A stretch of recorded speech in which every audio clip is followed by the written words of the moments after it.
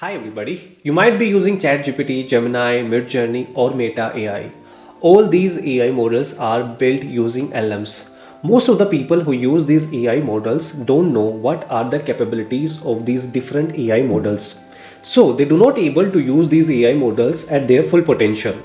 In this video, I will talk about what are LLMs, how these LLMs are made and what are the capabilities of these different AI models. After watching this video, you will be able to use these AI models at their full potential. Now before moving ahead, let me introduce myself. My name is Gaurav Metawa. I'm an ex-master student. I dropped my university a few months back. I'm a co-founder of Vision AI, building AI automation startup. Now let's start the video. The architecture of the LLM was first built by Vaswani ET AI in 2017. But the basic concept was built by Joshua Bengio, Hinton and Jan LeCun. This laid the groundwork for the development of advanced model for the companies like OpenAI, Google and Meta. Now let's understand what are LLMs. LLMs are the core technology of any AI model, or we can say that the foundation of any AI model. They are trained on huge amount of data that is available on the internet, which allows them to answer any question for which the information is available on the internet. That's why when we ask any question to these LLMs model, they have answer for it. Now let's understand how these LLMs are made. The first step that is followed is data collection. As we know that the AI models are trained on huge amount of data. So in the first step, data is collected all over the internet. Thereafter, the second step is followed, which is called as pre-processing. While collecting the data, a lot of irrelevant information is also gathered with the data. So in this process, all these irrelevant information is removed throughout the data, and or we can call it as the filtering of data. Now thereafter, the third step is followed, which is called as tokenization. All the data that we have gathered now is broken down in small pieces of chunks, or we can call it the tokens. So all the three steps that we have followed now are similar and are followed by all kind of LLMs that were built. Now let's understand the fourth step. The fourth step is designing of the model architecture. In this part, a large network of neural networks is designed to perform a particular task. So here you can understand all these AI models are designed for a particular task. So after that, the fifth step is followed, which is training.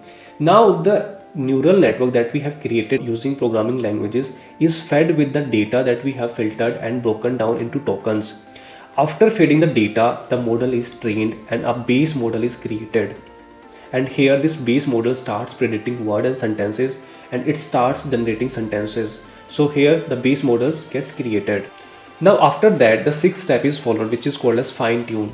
The base model that we have created now is fine tuned for more than millions and billions of times to produce better result.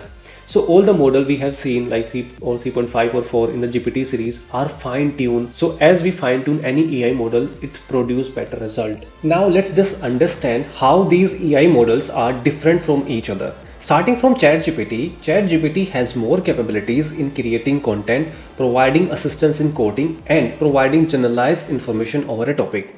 So next time when you need such kind of information, you can use ChatGPT. Now let's talk about the Gemini. Gemini has more capabilities in making decisions by observing and analyzing situation and circumstances.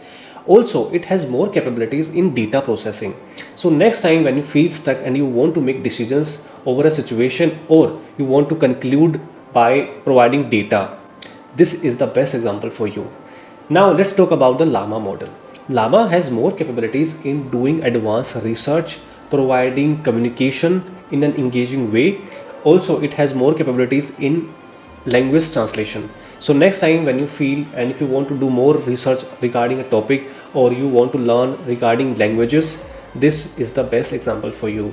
So this is it for today. Next time when you use these AI tools, first learn about their capabilities. You will be able to use them in an effective way. And if you want to learn more about AI and how you can use AI in your day-to-day life and in business, in marketing or any kind of thing, you can follow me on LinkedIn. There I share how you can make money using AI. So this is it for today. We'll see you in the next video.